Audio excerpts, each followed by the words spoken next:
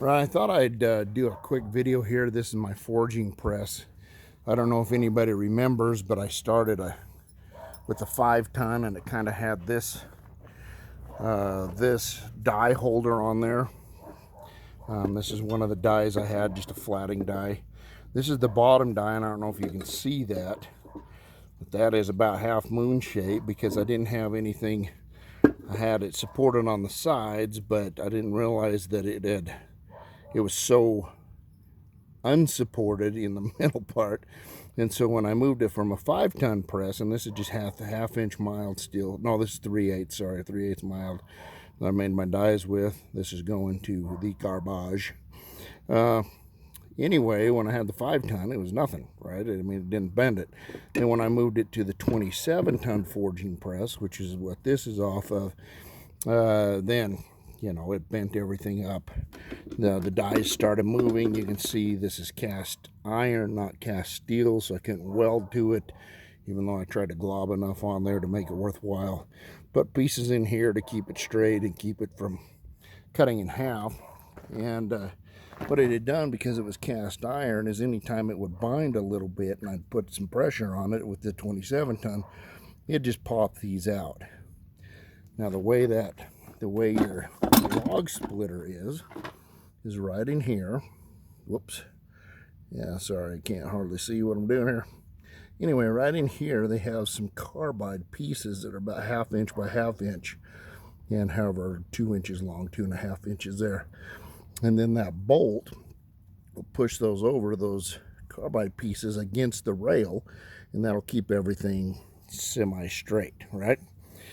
Okay, well, when it pops and it just puts so much pressure that it just pushes the threaded bolts clear through and tears the threads out every time, because it's cast iron, not cast steel.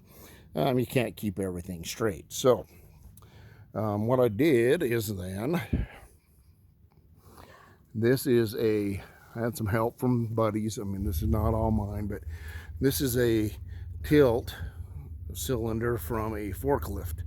I had the full length log splitter that would run that full length, right, and push that ram through there. Well, the ram blew out, because just blew the certs out the side here, because it's not made for that, anyway, and all it was is it was supported by just this one piece right here, and it busted the welds out. So what I did, anyway, long story short, I built these sleds.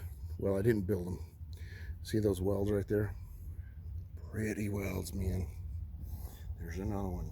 Pretty welds. Those are not my welds, and these are 3/4 inch pieces of mild steel here and here on the bottom. Now this is an old railroad track. Actually, it's brand new, and it literally fits the same width as the sled here, or the rail on the body of the wood splitter that I had, which was a 27-ton, same size of ram, so it should be 27-ton worth of press. I took some angle iron, welded it on the back so it'll ride along here, and then just bolted some more angle iron here on the back, right? Kind of a cheaper way to do this. Now what I did is I left these plates. I changed the dies up. As you can see, the dies here, what I had is this situation here, where the actual press itself had the die holder, just 2 pieces of angle iron, right? The die holder, and then the dies slid in. Well, what I've done then is taken this plate, this 3/4 inch plate, top and bottom, welded all this up. These are my crappy welds. These are his good welds, right? Okay. And then I'll show you here in just a second. And what I've done is I went ahead and welded this on, and then I filled in with spacers, right? And I came over here, and on both sides of the press body, which is this, on both sides, I went ahead and bolted 2 big plates in there and ran all the way up, so the pressure is up here. I mean, it's all throughout this whole body. Ran the 1.25 bar through here through the ram. And now what this is doing is this is spreading the load on both sides, on this side and this side, from just the middle, but on each side up into, whoop, there we go, up into the top and sides. And then these are just spacers that I put in here to keep that thing from wobbling, right? Now the more you wobble, or the tighter you have this, within reason, the less side to side and all that stuff you're going to get. Okay, and I came down here, welded some ears on, milled these out. So this is the weakest part on purpose. I don't want to break anything up in here.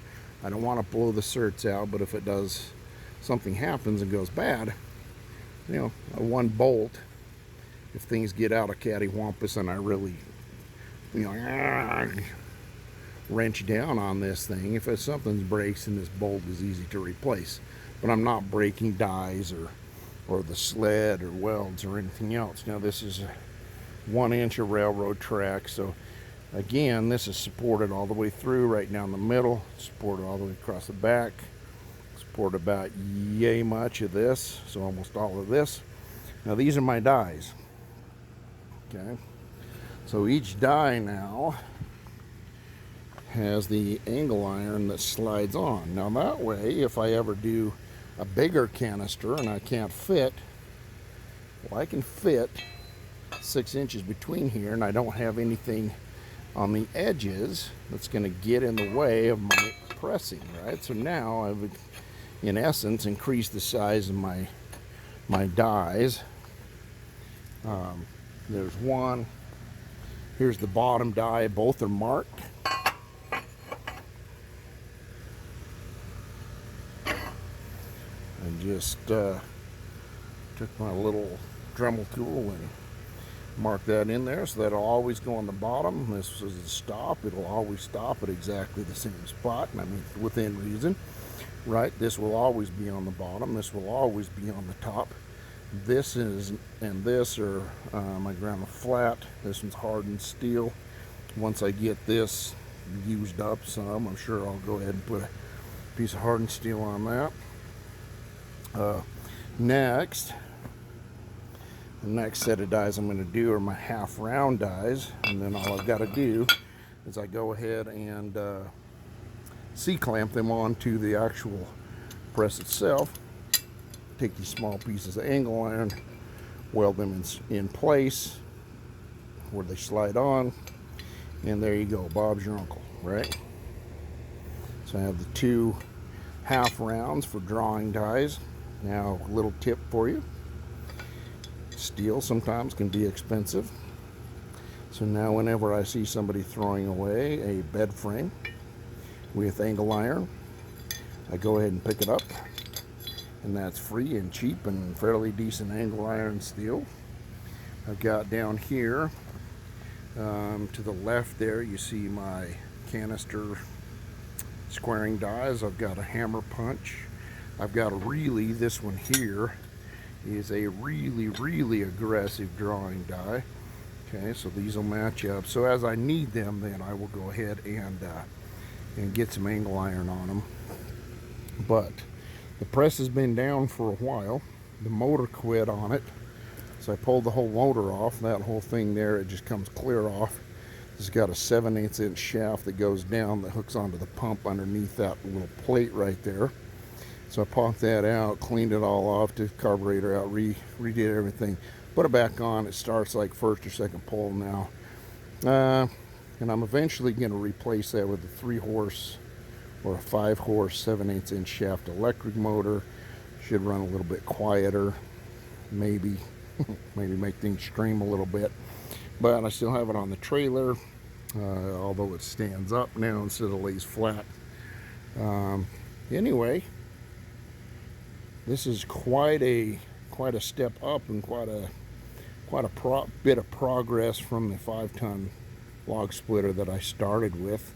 I did it all with my little Lincoln Electric 110, which is actually not bad, especially if you're doing, you know, say you're welding you know, angle iron here, or you're welding together something like you know, Damascus stack or something, it's not so great, although not too bad at this weld, I didn't think.